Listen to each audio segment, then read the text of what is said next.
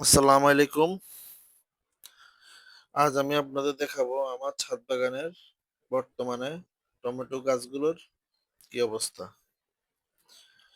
এই যে আমার টমেটো ছাদ বাগানে যে টমেটোগুলো দেখতেছেন, এগুলো আমি নিজেই চারা তৈরি করছি, বীজ থেকে চারা তৈরি করছি এবং এই চারা থেকেই গাছগুলো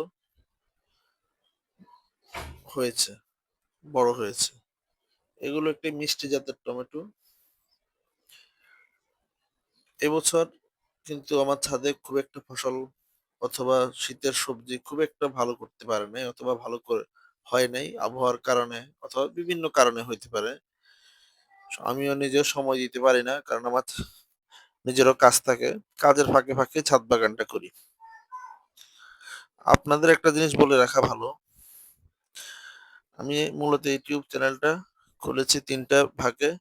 একটা হচ্ছে আমার ট্রাভেলিং, আরেকটা হলো ছাদ বাগান, আরেকটা হলো লাইফস্টাইল। এই ছাদ বাগান এবং লাইফস্টাইল এই দুটো কাছাকাছি।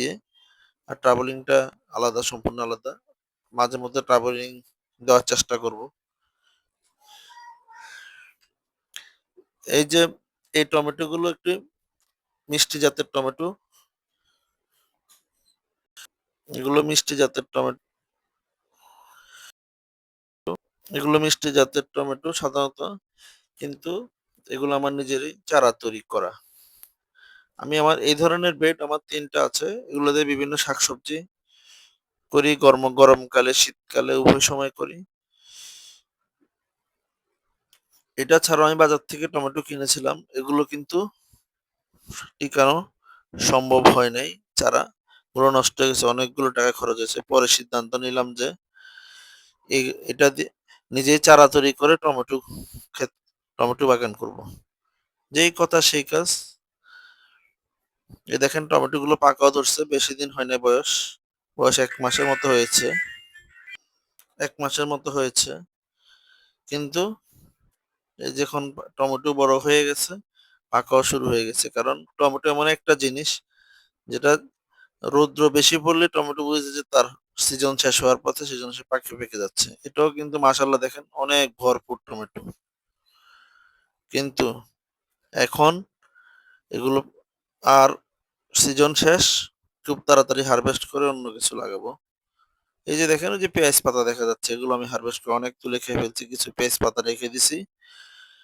এটা ছাড়াও কিছু লম্বা টমেটো আছে বাজার থেকে, গোল টমেটো আছে, সরি, বাজার থেকে কিনে যে গোল টমেটো দেখছেন খুবই টক। পাকলে কিছুটা মিষ্টি আসে, আর রান্না করে খেলে খুবই টক টমেটো। দেখছেন পাকতেছে, টমেটো গুলো পাকা শুরু হয়ে গেছে। এই যে কত অনেক বড় বড় টমেটো।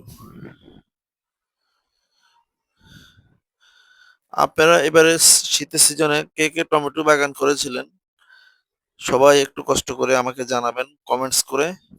আমার ভিডিওটি দেখবেন। এই যে এটা একটি টক টমেটো দেখছেন ক্যারেটের মধ্যে লাগিয়েছিলাম। এখন কিন্তু পাকার সময় হয়ে এসছে।